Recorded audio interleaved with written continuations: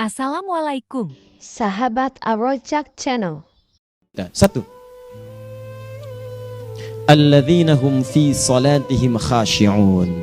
Syarat pertama, kalau ingin mendapatkan surga Firdaus tadi dan kebahagiaannya diturunkan ke bumi, dibawa sampai mati, masuk ke alam kubur lebih bahagia lagi, maka amalan pertama untuk melatih menguatkan iman itu, coba berlatih untuk menunaikan sholat dengan khusyuk.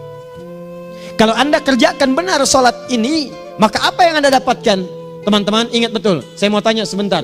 Keabadian yang abadi disebut dengan sa'id. Kalau kita ingin turunkan ke dunia percikannya kita dapatkan, usahanya disebut dengan apa? Masih ingat? Aflah itu kalau didapatkan, kata dasarnya apa tadi? Falahun. Lihat baik-baik. Kata Allah dalam Al-Quran tadi, kalau ingin mendapatkan falahun, amalan pertama sholat. Makanya ketika dipanggil sholat, kalimat falah dilekatkan pada panggilan sholat. 5 kali diingatkan. Begitu muadzin kemudian azan memanggil Anda, hayya 'alas shalah. Anda bertanya, ya Allah kenapa kami mesti sholat? Dijawab, hayya 'alal falah. Yuk, pagi ayo. Yang sejati datang sini. Belum dapat sujud, belum dapat ruku, saya berikan. Makanya ketika orang sholatnya benar, dia akan mendapatkan 5 keutamaan. Saat di dunia nih, belum ke akhirat, 5 keutamaan yang tidak diberikan pada orang yang tidak sholat. Atau orang sholat tapi sholatnya nggak khusyuk. Sebab syarat mendapatkannya khusyuk. Alladzina hum fi sholatihim khasyi'un. Bukan alladzina hum fi sholatihim saja, tapi ada kalimat khasyi'un. Artinya yang tidak khusyuk saja nggak akan dapat, apalagi yang nggak sholat. Apa yang 5 ini? Lihat baik-baik. 1. Orang yang sholatnya benar, pertama kali sebelum mendapatkan kebahagiaan hakiki dari Allah Subhanahu wa Ta'ala, akan dirubah dulu perilaku hidupnya menjadi perilaku yang lebih baik. Kalau orang itu sholatnya benar, maka sholat itu akan melatih dia untuk berubah, bertransformasi jadi orang baik. Itu ada di Quran surah ke-29 ayat ke-45. Innas sholata tanha anil fahsya'i wal munkar. Sumber keburukan cuma 2, kalau bukan fahsya itu munkar. Maaf, pornografi, porno aksi, LGBT, kata-kata jorok, kotor itu fahsya. Di orang sholat kata Allah mustahil berkata-kata kotor. Orang sholat tidak akan pernah mencela. Orang sholat tidak punya kata-kata jorok. Jadi kalau ada sekarang orang yang sholat senang mencela orang lain, itu berarti ada masalah dalam sholatnya. Dan dia belum dijamin sebagai ahli surga terbaik. Dan hidupnya nggak bahagia. Nggak bahagia. Aneh nih. Sholat tapi senang celah orang. Aneh. Aneh. Yang paling bahaya adalah menikmati celahannya. Itu yang paling aneh. Anda ngaji. Anda ikut taklim. Taklimnya sesuai Quran, taklimnya petunjuk sunnah. Anda sholat, Anda puasa, tapi Anda masih senang mencela orang lain dan menikmati celahan itu. Kalau nggak mencela, kayaknya nggak komplit kehidupan. Maka ada yang salah dengan ibadah Anda. Ada yang keliru. Karena mustahil taat bertemu dengan maksiat, itu mustahil. Mungkar, keburukan yang diingkari oleh hati, sumbernya nafsu perut dengan akal. Bohong, mencuri, menipu, membunuh, merampok, membegal, mabuk dan sebagainya. Itu namanya mungkar. Orang sholat gak mungkin mengerjakan mungkar. Jadi kalau sholat kita benar, cukuplah Anda sholat, maka Anda akan jadi orang baik. Makanya kata Nabi, Anda punya anak dari kecil ajarin sholat. Sholat kalau naik jadi balik, kerjakan terus. Kasih pelajaran membuat dia mengerti. Kalau masih susah, berikan pelajaran. Ini sering diterjemahkan dengan memukul. Mukul di Arab beda dengan konteks mukul sekarang. Mukul di Arab tuh ngasih pelajaran supaya ngerti. Anda bisa terjemahkan dengan konteks lain. Uang jajannya tahan, yang kesukaannya simpan dulu. Bisa dengan konteks kekinian, tapi poinnya kenapa anak Anda dari kecil ajarin sholat sampai kenalkan dengan masjid, ajari 3 tahun bawa ke masjid, kenalkan dengan masjid, gak ada masalah lari-lari itu sebelum waktu sholat. Kenalkan dulu. Dulu orang-orang tuh begitu, sebelum waktunya dikenalkan, jalan, begitu lari, biarin dulu. Setelah itu diberi pengertian, nah ini bukan tempat berlari, yang berlari di sana nanti, yang di sini nanti akan ada orang-orang baik semuanya. Terus Anda lihat berbaris, baris rapi. Kalau pengen baik ikutan baris nanti. Terus nanti ada yang mimpin di depan, namanya imam. Imam itu siapa ya? Tetangga kita bukan yang Pak Imam, bukan. Bukan. Kalau tetangga kita namanya Imam S. Arifin. Kalau yang ini imam sholat namanya. Imam sholat itu nanti akan pimpin menyembah Allah. Allah siapa ya? Allah itulah yang memberikan ayah rizki. Allah itu yang memberikan ayah rizki sehingga bisa beli tobot buat kakak, beli robokar poli, ini yang poli, ini yang embers, ini yang heli, ini dulu kakak semuanya tuh yang kasih Allah. Nanti kalau kakak bagus bisa ikut rapi di sini, Allah akan senang, akan ditambah lagi oleh Allah. Oh begitu ya, datang begitu caranya. Ini bukannya waktu sholat belum dikenalin udah dibawanya main-main di masjid. Bahkan ada yang agak repot lagi, di rumahnya susah diatur, dibilang, kamu ini susah diatur, main sana ke masjid, disuruh main, ya main di masjid. Yang salah bukan anaknya, orang tuanya. Apa rahasianya anak itu disuruh ke masjid, suruh sholat? Rahasianya, begitu anak itu sholat dengan baik, maka dia akan tumbuh jadi anak baik di kemudian hari. Itu maksudnya. Nah, sekarang saya agak bingung ini, pendidikan TK sekarang salah sih? Enggak, cuma saya agak bingung mikirnya. Ini anak belum diajarin sholat, udah diajarin manasik. Itu bagaimana cara berpikirnya Ferguson? Agak repot saya mikirnya tuh. Ya, walaupun salah sih enggak, cuma saya bingung gitu. Kenapa nggak dikerjakan tahap yang pertama dulu? Tangga itu kan berurutan, nggak bisa Anda lompat langsung ke 5. Kan 1, 2 belum terlewati. Jelas ya? Nah, ini gambarannya. Sholat nih. 1 pasti baik. Jadi kalau sekarang sholat, lisan belum baik, mata belum baik, sampai ke kaki, berarti ada yang salah sholatnya tuh. Ada yang nggak tepat. Tangan sembarangan, snack orang ngambil. Awas. Tuh sendal orang, mau wudhu nggak ada sendal, pakai sendal orang. Udah bilang belum? Kehujanan pakai payung orang. Udah bilang belum? Ya kan gampang Ustaz. Ini kan juga mungkin diikhlaskan karena Allah. Ya ikhlas, cuman pakainya belum minjam. Bagaimana kalau sedang pegang payung itu keluar, Anda meninggal? Nah, coba mikirin ke situ. Coba ke kantor. Kalau didorong proyek yang nggak jelas, minta tanda tangan, pikirin dulu bagaimana kalau meninggal.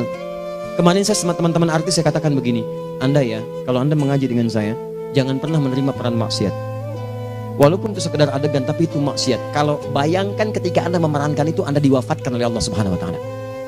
Maka demi Allah saya katakan tidak ada faedahnya Anda ngaji sekarang, ngaji besok. Ketika Anda menerima peran itu, Anda wafat dalam keadaan bermaksiat di hadapan Allah Subhanahu Wa Taala. Maka saya pun katakan pada Anda, ayo belajar yang betul. Pahami, bangun sholat, belajar, dalami seperti orang tua kita dulu. Tinggalkan nyontek, budaya yang gak jelas. Rasakan ketika nyontek Anda wafat. Apa yang Anda dapatkan? Di Libya itu, kalau nyontek, di Libya ya, ini saya pernah sekolah di Libya nih. Itu kalau nyontek, dibiarin aja dulu. Dan rekornya 100% ketahuan. Begitu sudah selesai, cuma jeda 2 jam, langsung ada panggilan. Si Fulan silahkan datang ke kantor. Apa yang disediakan di kantor sudah siap. Anda diberi waktu 2 jam dari sekarang, siapkan beres-beres koper Anda. Di sini tertulis Anda akan pulang. Tiketnya sudah lengkap, dikawal 2 orang. Dituliskan di situ anak ini nyontek gak boleh kembali ke sini. Libya. Gak ada zero tolerance bagi yang seperti itu, keluar. Kami gak terima di sini. Harusnya begitu. Gak ada faedahnya. Yang kita butuhkan amalan dari ilmu, bukan nilai-nilai itu sementara. Gak ada. Sudah. Nah ini akhirnya begini kualitasnya nih. Tertulis di ijazahnya bagus, cum laude, IPK-nya 4, tapi nggak ada aplikasinya. Yang pintar banyak, kita butuh yang baik, pintar yang baik. Sekarang yang pintar banyak, kepintarannya dipakai untuk nipu orang. Itu yang bahaya. Ahli hukum banyak yang dihukum. Ahli ekonomi tidak bisa mengangkat perekonomian. Apa yang salah? Apa yang salah? Ini yang jadi persoalan. Tapi dasar manusia begitu di sidang mulai pakai peci, pakai baju koko, pakai tasbih, ada yang pakai kerudung. Luar biasa. Nih 2. Orang kalau sholatnya benar, Allah akan berikan ketenangan dalam jiwanya. Tenang hatinya. Jangankan musibah kecil, musibah paling besar pun tenang aja dia. Tenang, dia paham rumusnya. Allahu Akbar. Turun Quran. Surah ke-13 ayat ke-28. Ala bidzikrillahi tatmainnul. Yakinkan pada dirimu zikir kepada Allah membuat hati tenang. Di antara turunan zikir amalannya adalah sholat. Dari mana taunya? Quran surah ke-20 ayat ke-14. Innani anallahu la ilaha illa ana fa'budni wa aqimis salata lidzikri. Saya Allah, kata Allah ke Nabi Musa. Tidak ada Tuhan selain saya, sembah saya. Bagaimana menyembahmu ya Allah? Tunaikan salat sebagai zikir kepada saya, zikir. Nah, maka kalau Anda sedang tidak tenang, ayo ke masjid. Banyak zikir itu, baca Quran zikir. Quran surah 15 ayat 9. Inna nahnu nazzalna dzikra. Kami turunkan Al-Quran sebagai zikir. Jadi kalau Anda sedang baca Al-Quran, Anda sedang berzikir. Ibu kalau sedang gak tenang, Bu, gelisah, gak enak, gak usah mengeluh, apalagi bikin status gak karuan. Ibu wudhu, ambil mushaf baca. Begitu sedang baca ada ketenangan dalam jiwa. Berdoa, zikir. Kalau sedang gak tenang, besok ada proyek, doa dulu. Doa itu memberikan ketenangan. Makanya doa disebut dengan zikir. Quran surah ke-7 ayat 205. Wadhkur rabbaka fi nafsika tadarruan wa khifatan wa dunal jahri minal qaul. Ayo berzikir, minta kepada Allah dengan segenap jiwamu, mohon dengan penuh ketawaduan. nanti ketenangan diberikan. Menghafal Quran, baca itu zikir. Quran surah ke-54 ayat 17, 22, 32, 40. Walaqad yassarnal Qur'ana lidzikri fahal mim mudzakir. Menyebut nama Allah, Al-Asmaul Husna itu zikir. Sedang ada persoalan, ya Allah, ya Allah, ya Allah, ya Rahman, ya Rahim, ya Malik, ya Qudus, ya Allah, ya Allah, ya Allah, ya Allah. Zikir. Dalilnya Quran surah kedua ayat 152. Fadhkuruni azkurkum. Sebut namaku, zikir. Apapun akan mengingatmu.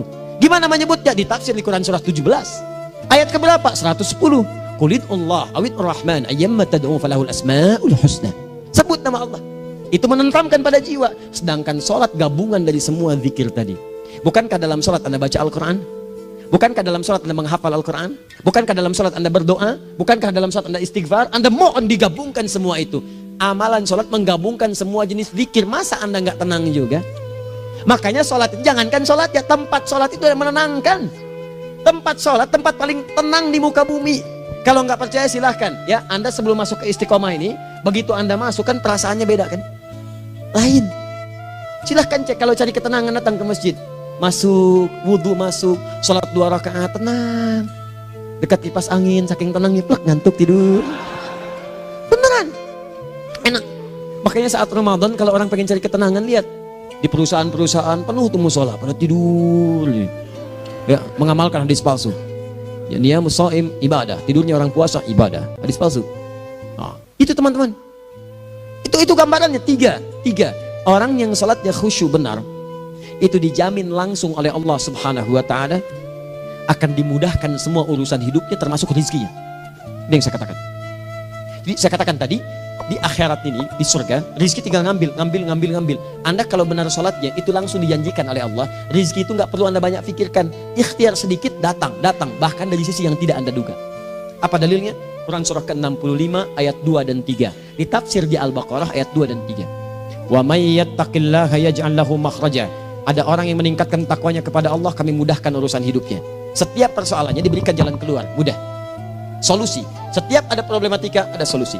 Wa yarzuqhu min haitsu la yahtasib. Dan kalau dia ingin mendapatkan rezeki, bahkan kami kirimkan dari sisi yang tidak dia duga. Orang lain capek ini datang lagi, tawaran proyek datang lagi.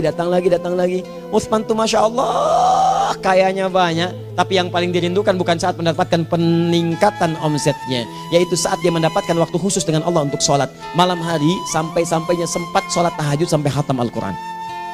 Abdurrahman bin Auf demikian, Tamim Ad-Dari demikian, sholat karena tahu sholat itu meningkatkan rizki.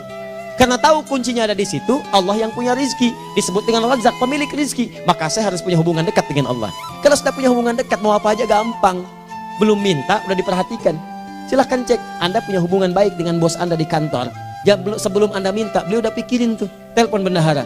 Dia udah ngambil belum gajinya? Belum Pak, tambahkan bonus sekian.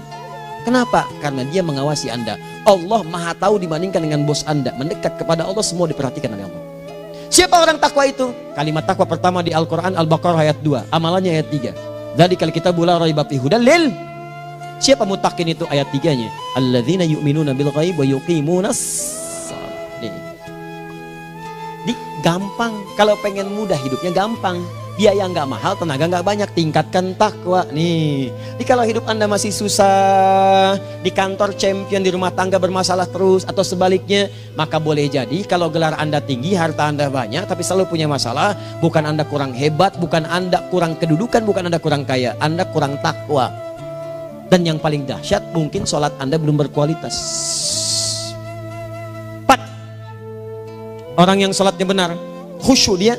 Bahkan saat sholat itu kalau dia minta, maka seketika doanya akan dikabulkan. Tanpa diskusi, langsung seketika. Contoh, Quran surah ketiga ayat 38 sampai 39. Demi Allah saya katakan, Nabi Zakaria punya masalahnya pelik. Sudah berumah tangga, istrinya divonis monopos, maaf bahkan mandul. Gak mungkin punya keturunan. Maka apa yang beliau kerjakan? Secara singkat beliau sholat. Begitu sholat minta kepada Allah. Hunalika da'a Zakaria rabbah. Di mihrab itu beliau bermohon kepada Allah. Bermohonnya sambil sholat. Qala rabbi habli min ladunka dzurriyyatan thayyibah innaka sami'ud du'a. Ya Allah, mereka katakan saya nggak mungkin punya keturunan.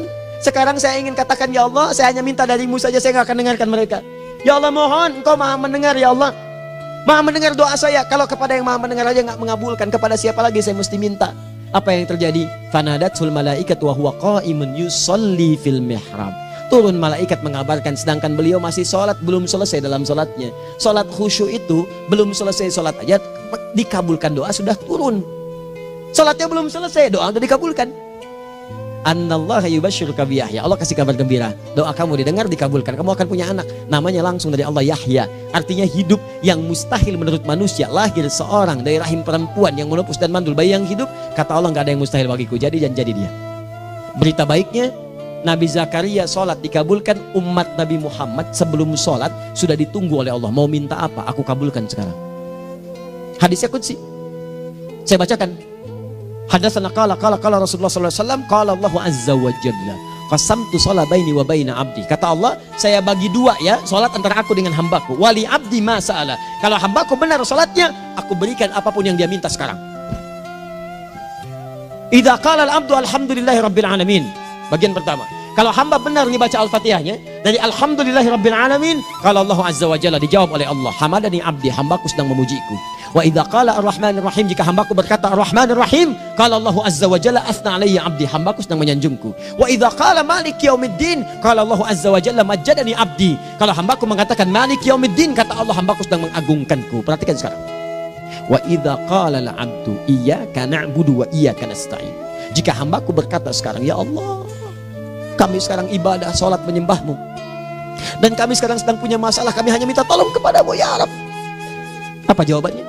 Beda dengan sebelumnya. Kata Allah, hadza baini wa baina abdi, inilah perjanjian antara aku dengan hambaku. Wali abdi, kalau hambaku benar khusyuk sholatnya sampai detik ini, baru sampai Al-Fatihah itu pun belum tuntas, baru sampai Al-Fatihah itu pun belum tuntas. Kalau benar bacaannya betul, sholatnya dari takbir sampai dengan selesainya, sampai ayat itu, iyyaka na'budu wa iyyaka nasta'in, kata Allah, masalah apapun yang dia minta sekarang aku akan kabulkan.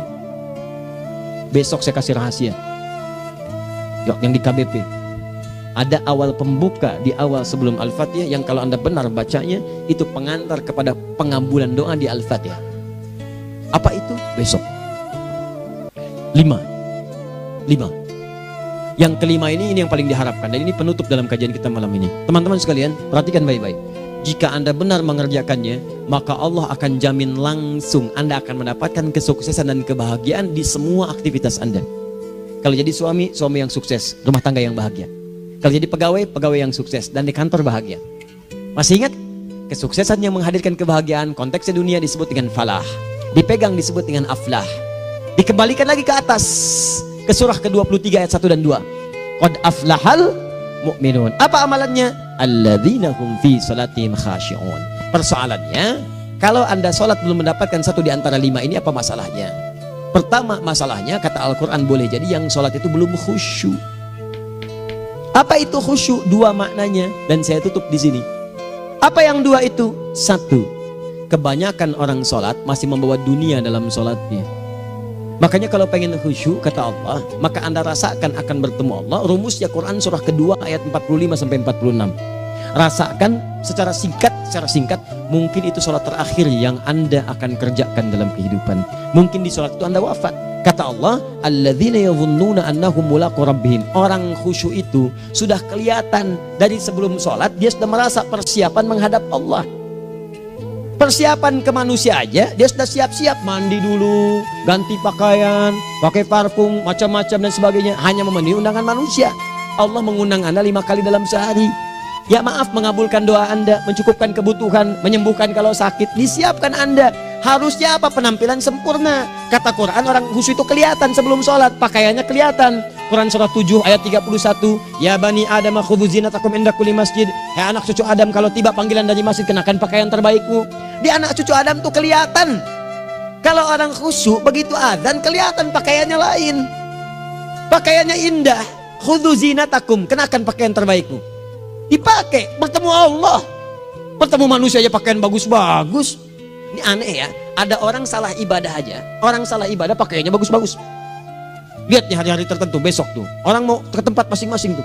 Ada yang pakai jas, pakai dasi, pakai batik, pakai kebaya. Anaknya dibawa, dikuncir 2, bawa manisan macam-macam. Mau salah ibadah aja, tampilan bagus. Masa antum yang benar ibadahnya nggak bagus? Bedakan. Pakaian futsal, pakaian sholat ganti dengan yang sholat. Ini gimana pakaian sholat pakai pakaian futsal? Depannya gambar Messi, belakang Ronaldo. Ah, repot.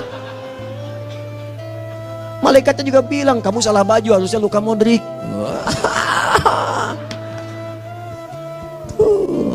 Apalah saya. Ayo mau tanya apa? Mourinho dipecat saya tahu. Lagi nganggur sekarang, ditawarin Benfica dia nggak terima. Sekarang jadi dia komentator di BeIN Sport. Nanti sebentar lagi dia akan komentar di laga Saudi dengan Qatar dan komentar laga Arsenal dengan yang Sahih. Digantikan oleh Solskjaer. Dia super sub dulu. Ya, super sub. Ya, the baby assassin, ya pembunuh yang berwajah baby face. Masuknya di akhir-akhir, gol. Sekarang melatih dia 5 kali kemenangan, belum kalah sama sekali. Saya hafal itu. Tapi masih di urutan ke-6, tapi jaraknya ke yang ke-4 itu tinggal 3 poin lagi. Hafal saya, Liverpool tahu cuma 4 poin sekarang bedanya, kemarin 7 kalah 2-1 sama Manchester City. Walaupun banyak analisis yang menyebutkan mungkin itu diberikan saja gitu kan, karena ada yang lain-lain. Hafal kedua Manchester City, hafal saya. Ayo mau tanya apa lagi? Tottenham Hotspur ke bawahnya, ada Chelsea, ada Arsenal, baru kemudian Manchester United. Liga Italia, wah udah gak kekejar Juventus. Ya, apa lagi? Dan seterusnya lah. Gak ada ujungnya bahas yang begituan. Jelas ya? Maksud saya, Anda tanya itu saya jawab. Tapi tidak menghilangkan ibadah kita yang lain. Dan apa ruginya? Ya tahajud dah. Apa yang bisa dikerjakan besok, lihat besok. Ya kan tahajud kan bisa besok. Ada orang tahajud jam 10 pagi? Gak ada. Lebih baik Anda kerjakan malam tahajud. Yang tidak bisa dilihat malam bisa dilihat besok. Cara berpikirnya bagaimana kalau besok meninggal? Gak kesampaian teman-teman sekalian. Gak kesampaian.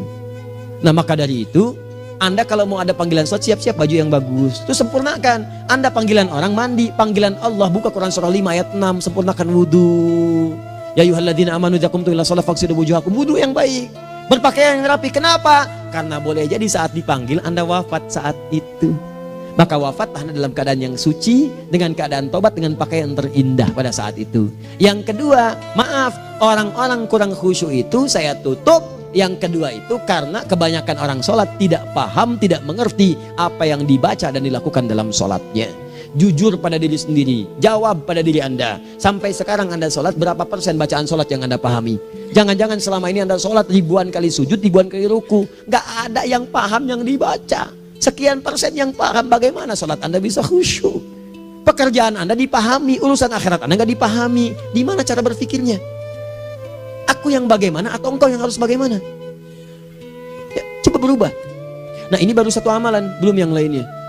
Ada 5 amalan lagi yang kalau kita bisa turunkan itu, selain sholat yang khusyuk, maka jaminan tadi akan datang. Baru sholat khusyuk aja 5 datang, apalagi ditambah dengan 5 amalan lainnya lagi. Demi Allah saya katakan, dunia kecil sekali, gak ada nilainya.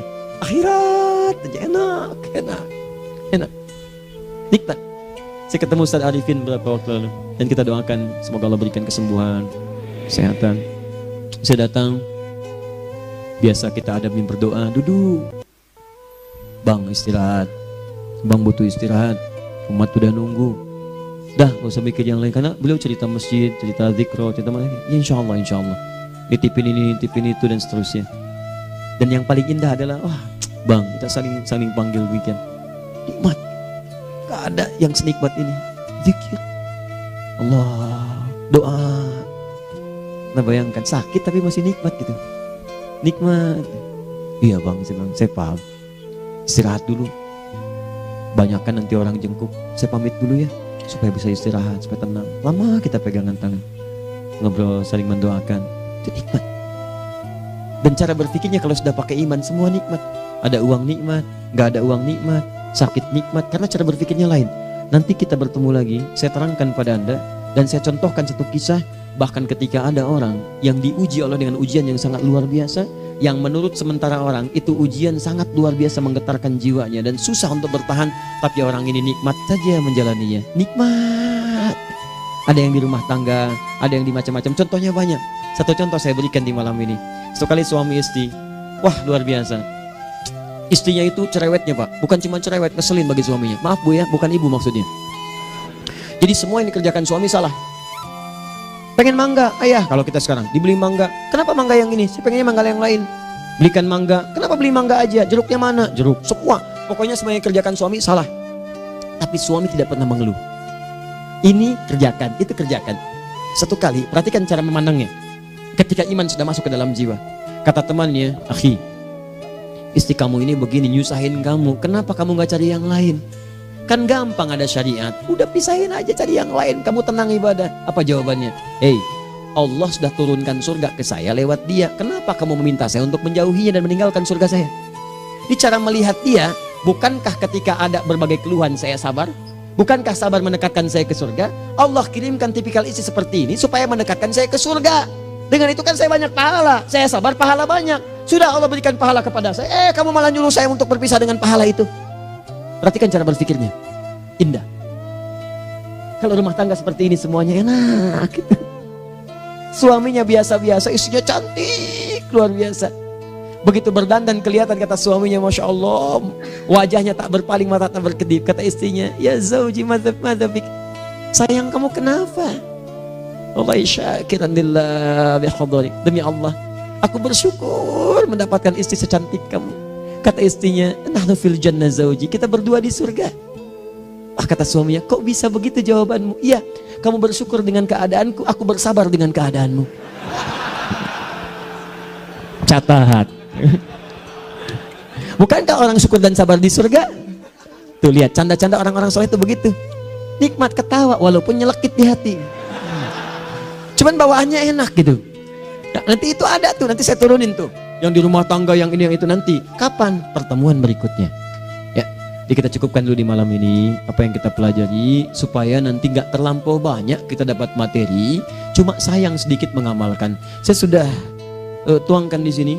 Banyak saya tuliskan termasuk di keluarga, di macam-macam. Ini saya tulis tapi silahkan Anda baca. Kalau ada manfaat silahkan dapatkan. Kalau ada yang kurang silahkan sampaikan untuk dikoreksi. Semoga Allah muliakan kita semua insya Allah. Sekali lagi, perbaiki hidup. Jangan banyak mainnya.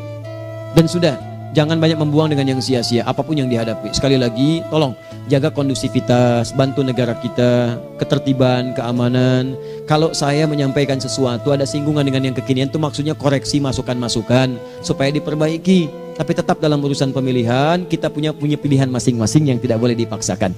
Jelas ya? Baik, jadi ya saya sampaikan sekali lagi. Pertama, pilih mana? Anda dipaksa harus ikut, atau yang kedua, kita bebas memilih sesuai. Dah. Sudah ya. Jadi kita akhiri. Subhanakallahumma bihamdika asyhadu an la ilaha illa anta astaghfiruka wa atubu ilaik. Wa akhiru da'wan alhamdulillahirabbil alamin.